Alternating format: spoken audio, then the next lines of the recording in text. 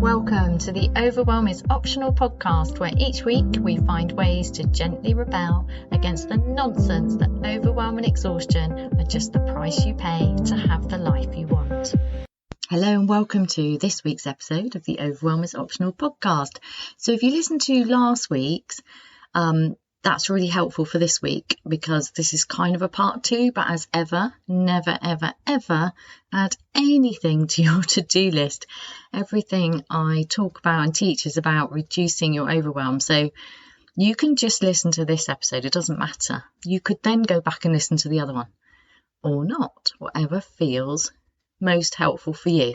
So in this week's episode, I want to talk about how to find the courage to admit what you really want. So what we're doing here is wrapping up 2022, moving into 2023, but instead of doing it as a big thing like I have in previous years, these episodes can be used at any time because actually it's an ongoing momentary thing anyway, being aware of where we are, what's going on, being present in the moment, and then from there deciding and what do we want to experience next, and then from there planning and taking action. So these are standalone episodes, but also really poignant for this time of the year. I find it really helpful to pause and reflect on the year as the year turns. So episode 147 was about starting where you are, getting clear on what you want to keep, what you've developed at this point in your life that you want more of and you want to keep, and what you want to let go of. And it was I did my personal reflections with you to demonstrate how much my life has changed once I really admitted what I wanted and I set that as an intention, and I took very messy action, I would argue, because action is usually messy. As my Zen teacher Daizan Roshi said to me, it's like a cat going over an icy lake. He just puts one paw out in front to feel the next safe part to walk on, one paw at a time, rather than what we want as humans, which is this clear straight line, this career ladder, this clear path to success in our business, in relationships, whatever. We can't have that. It's messy. But by taking messy action, we get clarity and we get to know ourselves, and then gradually we can dance with life more and more in our own way, rather than having these really strict ideas that really do crush our spirit. And as I say that, I'm thinking, is that a bit harsh? Is that a bit dramatic, Heidi? But the truth is that unless we get to know ourselves and love and accept ourselves and find our ways of doing things, we're always going to feel a little bit crushed, whether it's a big crushing of spirit because something didn't work out that we put our whole heart into, which is certainly what it felt like happened to me as my career in teaching came to a crashing end, or whether it's that day-to-day life-crushing overwhelm, which could be the fear of disappointing others, the overwhelm of unexplained expectations that are all over us. That's particularly true of Christmas, isn't it? I'm going to do a special Christmas episode about that, how to have an unexpectedly lovely Christmas, because Christmas has so much, it can have so much heaviness, and how can we make it unexpectedly lovely and much lighter? So yeah, I think it's true to say we can get crushed. Anyway, let's reflect on what happened to you last week. So if you did listen to last week's episode, what happened? What did you find out for yourself? So just for a moment, if you did listen to it, if you didn't, then here's your question. Where are you in your life? How do you feel about your life? How do you feel when you wake up in the morning? Have you managed to, during 2022, identified and brought more of how you want to feel and be in the world? Or is there some stuff you want to let go of? So it's just it's very general, and then we can get specific. But I'm just going to allow whatever comes up for you in this moment to come up. And then that gives you a rough idea of where you are. And then if you want to go in more detail, you can go back to that episode and do some journaling or some mind journaling while you fold some laundry or clean some light switches, like I always end up doing. And then from that point, what can come up is, what do I want next? What do I want more of? And if there's a whole bunch of stuff you don't want, what's the opposite of that? So treating all of it as just useful information, which it is, noticing it all completely neutrally, which means you notice it, then you notice the judgments of it, and you notice the shoulds and the oughts and the must have and the should have done and oh, the whole year's gone so quickly and I haven't achieved this. Notice all of it completely neutrally, as if it were just all the same, just useful information. And then we can use the useful information. But this episode isn't just about the gentle rebel way of finding out what you want. It's also about courage, because it's courage that stops us being truthful about what we really, really want. And often we don't really admit it until we either have a crisis or we're at the end of our lives. And then if you listen, there's some beautiful books written about what people say as they reach the end of their life and what they want you to know. And yet we know all of this. We're not stupid. We are aware, but it's hard, right? It's very easy to say, oh yeah, I really do get the whole life isn't about getting to the end of your to-do list, but it's not easy to just rebel against that and say, right, I'm going to live fully. It takes skill, it takes practice, it takes inner work, deep inner work, to dare to change your perspectives. In fact, I'll just share a lovely celebration. So Get Your Life Back is my 12-week group program. Although I've discovered that more and more people people like to go through it on their own, which is interesting. Anyway, that's an aside. So the celebrating of the end of that 12 weeks is really the beginning, because after you've done the 12 weeks, you then get 9 months of support, of course, because I'm not just going to abandon you. I'm not just going to give you new skills and then, it's a big investment and time and energy and money, and it's a big investment from my point of view. And I know that these things take time to embed. So that's why the support goes on, and it's a complete year. Very important to me. Anyway, during the celebrations, one of the big things that came up was a change in perspective. A change in perspective and how powerful that is. But it's really easy, isn't it, to think that's an easy thing to do. So I've had mentors before have said, you just need to change your mindset, which used to make me really cross. Now I'm not cross, I just dismiss it as it is a nonsense to say that to anyone. You just need to change is a nonsense to say to anyone, particularly when you're in a mentoring position, because your job there is to assist in that, even if just by going a little bit deeper than assigning it as some huge life-changing task. And that's what I love about coaching, because coaching is about supporting you, or at least it should be, it's from my point of view, it's about supporting you to see things differently. But from my point of view, it needs to be done gently, because if we go for big shifts, the fear centers in the brain just go, uh-oh, and everything tends to block down, or it doesn't feel true. And it's just, so if we go really gently, which is the gentle rebel way, this gently playful, curious kind, bypass the amygdala, we can do gentle shifts. And they are profound, but if we do them in a way that works, that's really nourishing and supportive, then they tend to stick, because they can just happen gently. Whereas a big shift, that's not how we do things around here.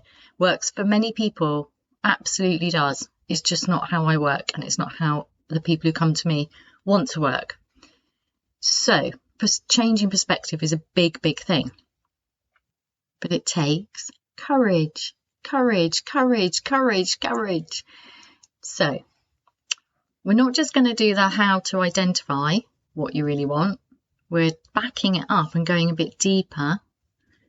How to have the courage to admit what you really want. Because very often at this time of year, there's a lot of identifying what you want for next year, goal setting, New Year's resolutions, all that kind of stuff. And it tends to be very mind-based, and it can be quite overwhelming, quite demanding. It's like, I failed at this, particularly in business, because you have business targets. I failed at this and I need to do this now, blah, blah, blah. But actually, everything we want is really deeper than that. All the goals we set, like moving house, getting along in a certain career, growing our business, it's all very much heart-based and body-based, because we want to feel good. And feeling good in the body, having the energy to feel good, waking up in the morning feeling good, not feeling exhausted and achy and like there's a ton of problems with your body that you now need to make appointments or Google about. And the feelings in the heart are of connection, love, fulfillment. Those are heart-based things. And what's really cool about this is when you look up the word for heart, the original word in kind of the etymology of it comes from or is linked to courage. So the words take heart mean to find courage. So what's really cool about this is you can find the courage to admit what you want by connecting to your heart. But I know that it takes courage to connect to your heart, from both my own story and the work I do with my clients. So my own story, I've told it in lots of different big and little ways on this podcast. I'll just recap the bit about the heart for you, but please do go back and listen to previous episodes. Although, I do find it funny, because if you listen to my first episodes 2.5 years ago, and I just think, well, that person doesn't exist anymore. But anyway, I believe that people find the episode they need at the time they need it, and that's fine. So I had written on the wall in my house, because we'd just moved into the house and therefore we're doing that stripping wallpaper and you can scribble on the walls. I think I quite like that. And I had a lot of phrases coming to me about the heart, and I can't remember what they said now. And I even connected to a plant, hearties. And yeah, like the deeper you live in your heart, the clearer your path becomes for me. I don't know. There's loads of things about the heart. Anyway, this kept coming to me, all of these sayings about the heart. And then I learned from somebody this thing where you look in the mirror every morning and you put your hand on your heart and you say, I love you, I'm listening. And every morning I got back almost like this shout. I mean, obviously it's not like I didn't actually hear it, but it felt like this, no, you're not. And I was so confused because I was utterly doing my best. And so much of my life was set up, you know, my relationship. I'd moved to the house of my dreams. You know, there was a lot in my life that was what I really wanted. But something was off in my work because it was absolutely wrecking my health. And also I was constantly overwhelmed, but completely unaware of it because I didn't know about overwhelm in those days, because that's not what you learn. When you go through psychology degree, positive psychology certificates, it's not what you learn. It's not.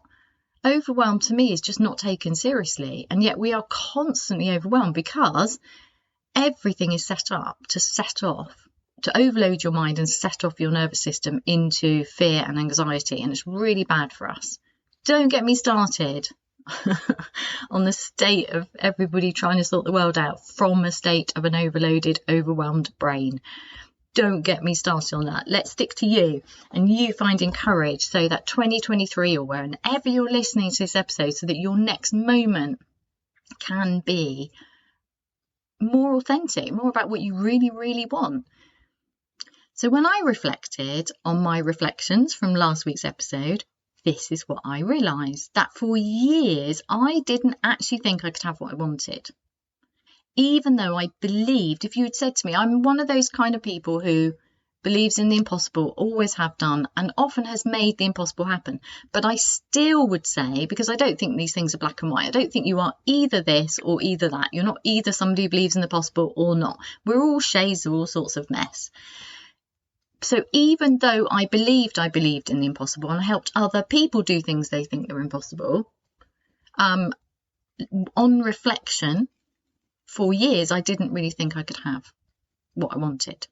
And this is why, these are the deeper things I've uncovered. It was either unacceptable, you want too much, Heidi, impossible, that's not the way the world works, or in some way I felt I was undeserving, so not good enough in all sorts of ways. And I think mainly I did lots of work on myself, so that self-development hell we can get into where we're always a problem to be solved and we're always trying to up level. It was really, really hard work, blah, blah, blah. You know, just constant. Personal growth, still committed to it, just do it the gentle rebel way now. None of that push to be better. We were watching a film the other day and they said about being your best self, and my partner, who's a therapist, so he has his own methodology for working with his clients. He was like, I hate that, but it's everywhere, it's just posted everywhere. And I was like, what? Why is he so cross about them saying I want to be the best version of myself? And he said, and afterwards I asked him, and he said it was something to do with I don't know, I can't remember what he said, but I really related to it in that self-development hell of like, if we always have to be the best version of ourselves, as if the best version is this stretchy, difficult, we can never be ourselves, because humans are messy. Like, if we can't mess up, if we can't experiment and play and try on new ways of doing things, if we always have to be this like polished version of ourselves, it's exhausting. There has to be room for just being. Just letting go, which is why I love that all my work starts with the Zen premise. You are perfect and a work in progress, and the work is to let go of the idea that there's anything fundamentally wrong with you. And that's a continual onion peeling thing, isn't it? Like letting go of the idea that I can't have what I want because I'm not good enough. Now, I would say I put most of my effort into trying to be good enough. So hacking my productivity, my teaching, just getting better and better at teaching by learning from the best people, reading the books on how to teach, linking it to my psychology degree. So I was obviously that was being fascinated by people is what got me doing psychology. And then going into teaching, obviously, I then just used all of my knowledge about how the brain works, how the brain develops, child development, learning, mindset, everything, to get better and better at teaching. And I was a really, really good teacher. But I still crashed and burned. I still didn't get what I really wanted, because what I really want, which is what I discussed on the last episode, is this feeling of being at home in my life. So last week made me realise that I have that now, and that's what I'm committed to. They're my non-negotiables. I know who I am and what I want, and that it always changes, but I know how to stay in touch with that. Am I always in touch with it? No, because I'm not perfect.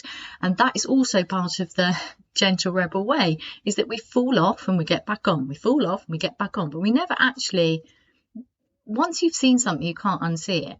And once you have tools that work for you, you never dump them completely, because you're not going to, because they become embedded. So it's a constant recommitment to yourself, to doing things in a way that works for you, to uncovering more and more of how you want to be. And that takes courage. So back to courage again.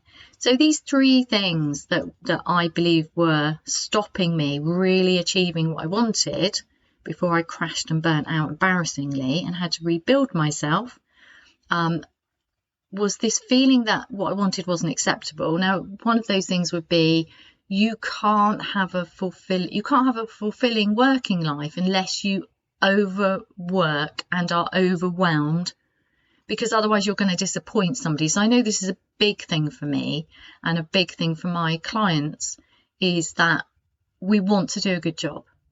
We're full of love and integrity. We just believe in really good service, and the idea of letting go of that is too risky to who we are, because if integrity is a core value and you want to give high service and you are good at attention to detail, it's really, really difficult to find a way to have that in your working life and get your life back, where you're not constantly overwhelmed and holding everything in your head and overworking in order to ensure that happens. It's really difficult. I found it practically impossible. In fact, I didn't manage it when I was a teacher. Now I do it. Do I do everything perfectly? No. So I know, for example, I make typos in things, but the thing is, integrity isn't about doing everything perfectly. Integrity is about intention to do something, and then doing everything to make that happen. But then when things, when you miss slightly, you apologize and you make it right. And that's integrity. It is not perfection. And there's a difference. And I think that we know that when we look at it, but when we get caught up in it, because we're so overwhelmed we can't see the wood for the trees, we think we're acting with integrity, whereas actually we're just basically killing ourselves on a route to perfection, because we have this terrible, terrible fear of losing everything if we make a mistake, if we disappoint people. So I know that was a huge thing for me. So it's like, you can't have what you want, which is to feel, for me, it was to feel really well, to be able to have time at home. It was really, really important to me. So my compromise, well, if I work as a teacher, then I get long holidays.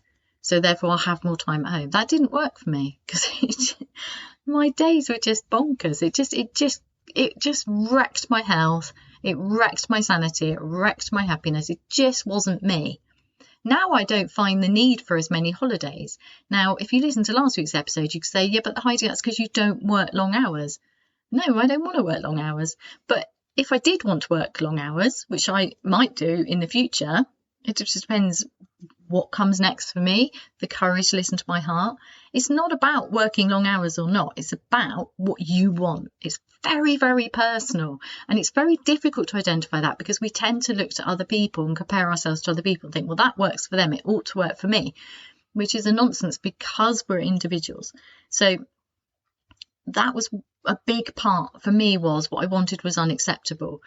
If I knew there was a way to have fulfilling work, so a career, a profession, high standards, and work from home part-time, if I'd known that earlier, which, to be fair, I could have worked out years ago, but I didn't have the courage. So I first set up my coaching business in 2007, then chickened out. I didn't believe in myself enough to do it. I was scared. I lacked confidence. I didn't understand. So I went into a different career, did really well, but it didn't let me have what I want, because I didn't have the courage to admit what I really wanted. So it cost me. It cost me years and a lot of recovery time. And the other thing, it's impossible. So it's really common, isn't it? People will tell you, but that's just not how things are. Well, that can't be true, because if you look at the history of humanity, we're always pushing boundaries. So the 3-minute mile, is it 3-minute mile? I hope I've got this right, is a really classic example used all the time. People thought it couldn't be beaten, and then it was. And then once it was, lots of people did it very shortly afterwards. So it takes one person to inspire people to say, no, the impossible is possible. And then other people start doing it for themselves. You know, we have internet and spacecrafts and bonkers things. Like, they were once impossible. Come on, people. We can have health, happiness, love, connection, fulfilling work, everything. We can have it all. We just need to work out how and what that looks like to us. But it starts with admitting, I want that. It feels impossible. I want it. And this is a good time to interject with, it might be worth you checking out the Dietary Cheeseburger episode, which always causes a bit of I just don't get it. How you can't have a dietary cheeseburger, Heidi. I'm still getting that. But you can. You have to decide that you can. Once you believe it's possible, you will find a way. So I know, for me personally, if I had identified 15 years ago that I had identified it for other things, other areas of my life, but it was my working life. I just couldn't work it out. I thought that people who had money didn't have fulfilling work. So people who had time, and people who had time didn't have money or fulfilling work. I couldn't work out the triangle of all of it. I wanted all of it. And so I compromised in the best way I could. I didn't realise it was compromise. Well, actually, I knew a lot of it was a compromise, to be fair, because when I went into education, I'd always sworn I wouldn't, because I had friends and a partner who had burnt out through teaching. So, you know, madness. But I didn't have the courage, and nobody showed me. I didn't know. I didn't have a clue. And when I talk to other coaches now who went into coaching for the reasons which would be similar to that, not why I went into coaching, but the wanting to have that kind of balance, why did I not identify that earlier? Why? Well, just that's my story. And also, I didn't have a coach who asked me that question.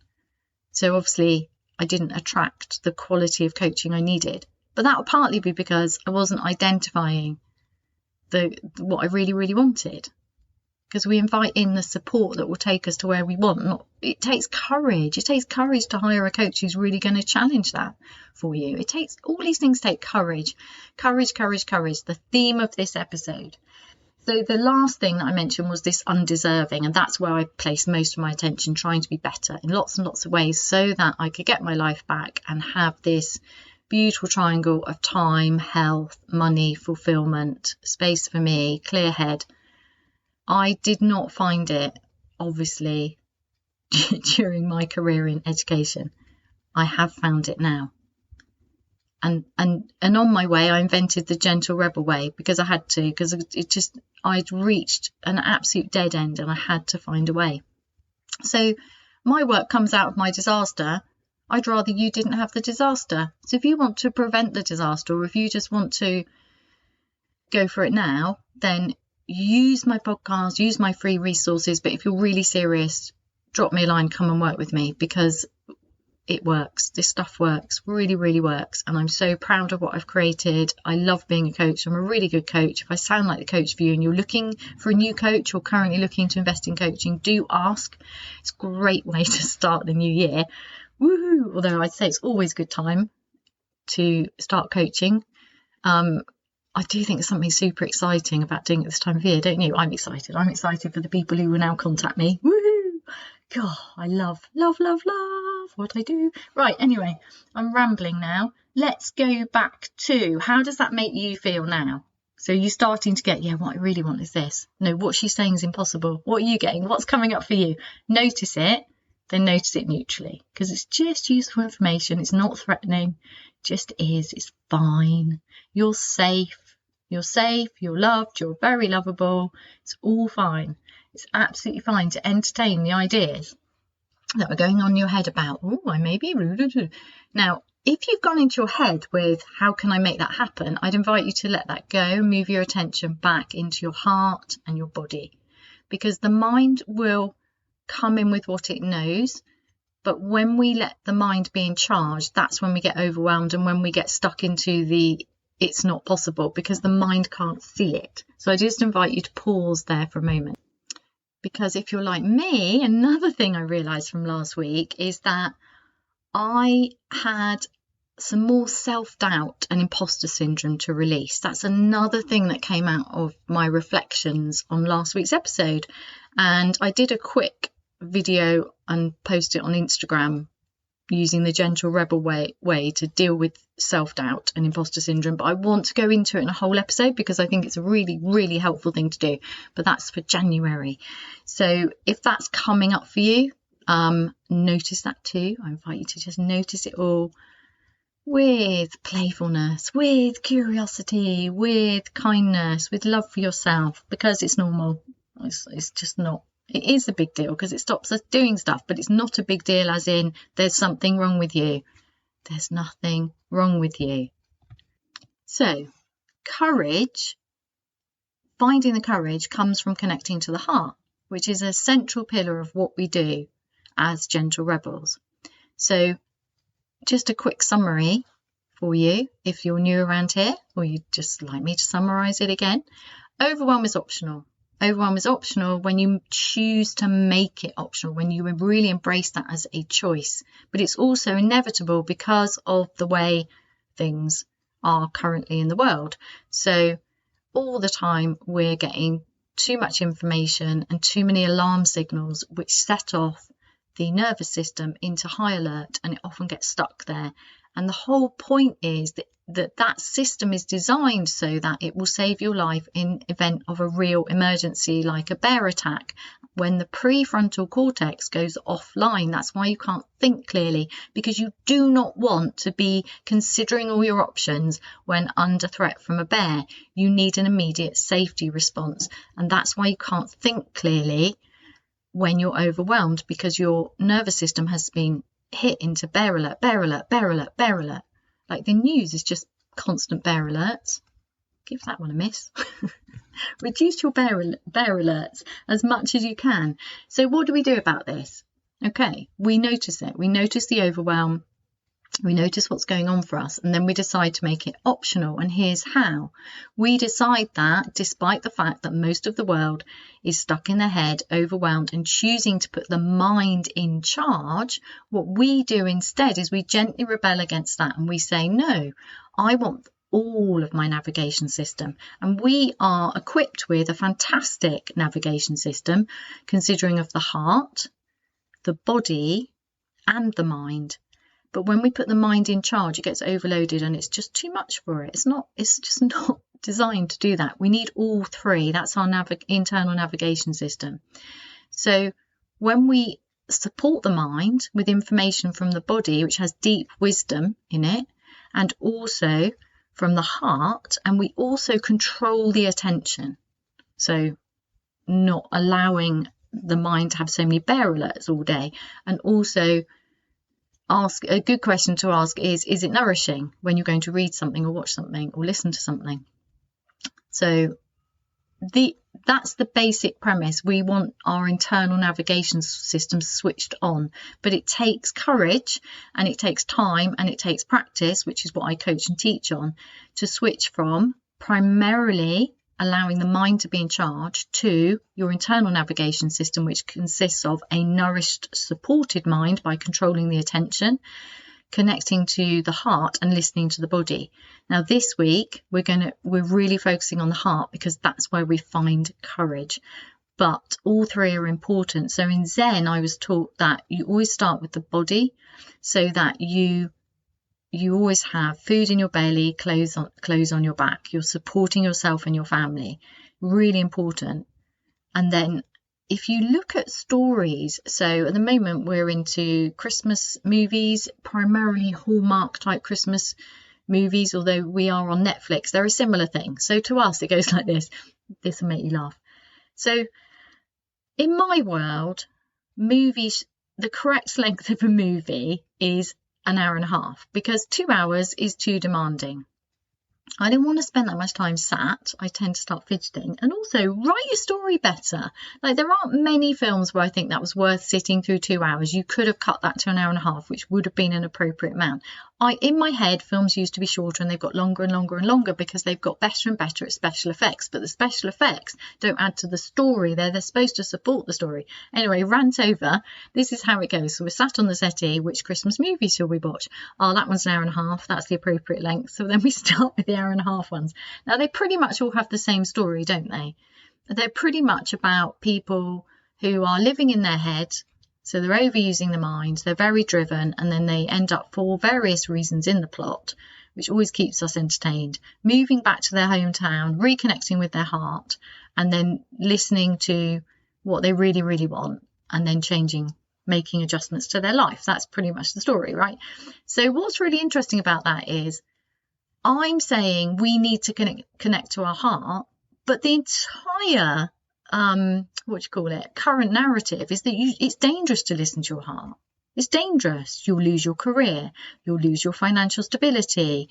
You could get hurt, because the stories woven through everything is that you will get hurt if you follow your heart. But at the same time, there's also a narrative, which is always the happy ending of the majority of films, is that when people authentically are themselves and they are connected to their heart, that's when everything works out for them. So we've got two things going on there, which makes it quite confusing. So we don't have a clear narrative of the fact that we need to be listening to the body, not overriding it all the time and pushing it into the ground.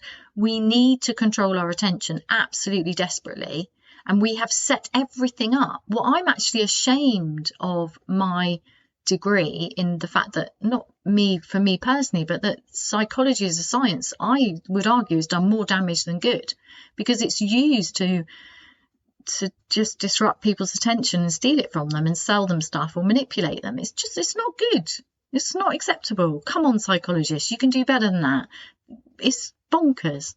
Absolutely bonkers. It's just wrong for me. It's just wrong. So I teach that you individually need to know this. Like, control your attention. Control your attention. So damn valuable. So valuable. Don't give it away for free. It's really hard though, right? There are adverts everywhere. Oh my goodness. It's just overwhelming. I sometimes feel like I just need, like horses in parades have those, I don't know what they're called, those things on the side of their heads to stop their eyes wandering left and right. I don't know what's that. I don't know anything about horses. Please forgive me, horse people. But sometimes I feel like I need to walk around with those on my head. So I'm just like avoiding a lot of adverts or news, doom and gloom. It's not good. So I can't remember where I was now. I've got carried away with trying to work out how to talk about horses and not feel like a complete nincompoop.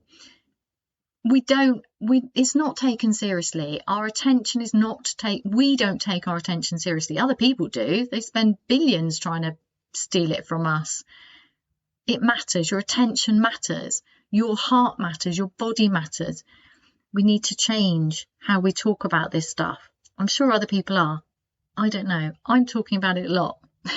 Stick around. Let's do things differently together. Let's gently but firmly rebel against the idea that you have to stay in your head and put up with your attention being stolen by everyone else, so that you're so overwhelmed you can't see the wood for the trees. You're scared of connecting to your heart. You're disconnected from your heart. You're out of practice because you've been told it's not a good thing. It's not sensible. And it's right. It's not sensible. If we move from this primarily mind-based way of living to primarily heart-based living, that's no good either. That it is true that if you only lived in your heart, you could end up completely, starving and mistreated by somebody you thought who loved you, of course. And if you just focus on the body, that's not going to work either. So it's all three. But you need to look after your body. Your body matters. It's so precious. And overriding the body with the mind is one of the most foolish things we can do. We should be so healthy. Most of the world now has access to food, water, everything. Things have got better and better and better very rapidly over the past few decades, despite what's being thrown at us. Things have got better and continue to get better for the majority of people. More and more people are being lifted out of poverty all the time. Things have got better. We should be super healthy. We're not. Our health is not getting better even in the richer countries, because we're not listening to our bodies. Our bodies need to move. They need fresh air. They need sunlight. They need nourishing, real, alive food, not dead processed food. And we can feel this. The amount of people who say to me, they eat stuff even though they know it gives them stomachache. And I did it for years until I discovered that I can't eat gluten. It just makes me ill. And then once I learned not to eat it, I noticed how good I felt. Now I'm like, well, I'm not eating it because I feel rubbish. But I didn't know before. It's the absence of self-knowledge, isn't it? So we don't realise the damage we're doing to ourselves. We don't realise that more is possible until we step into it. So, for example, it took me, I don't know, till I was 30 something to find a partner who I was really deserving of. Maybe I wasn't, and I don't mean deserving in that way. That's the wrong word. I didn't realise that you could have a relationship where you were loved that well. I just didn't know, because I guess I just didn't have that around me. That didn't go in at some point. It's really common. It's really common to mess up in your 20s and take your 30s to realise these things. It takes time. That's life. That's the adventure. It's not about deserving or undeserving, but it is about self-knowledge. It is about knowing, this is how I like to be treated. This is who I am. I can have this. It's not impossible. So, what is it that you think is impossible, unacceptable, or you don't deserve it unless you work harder, become more productive, become nicer in some random, impossible to define way, whatever it is for you? What is it that you might have thought was impossible that you daren't admit that you really, really want? I dare you and invite you to gently but firmly listen to your heart over the coming weeks as you notice 2022 coming to an end and 2023 coming in, or whenever you're listening to this episode, because it doesn't have to be just the turn of the year. It can be daily, moment to moment. What is it that you really want? And we can notice this by just quite simply feeling the feet on the floor, feeling the feet on the ground, allowing the belly to soften, maybe allowing the shoulders to move away from the ears or not, and notice how you feel in this moment. And then dropping your attention to your heart space, the center of your chest, maybe putting the hands there to help draw the attention there. What is it that you really want? And just notice. Notice what comes up for you.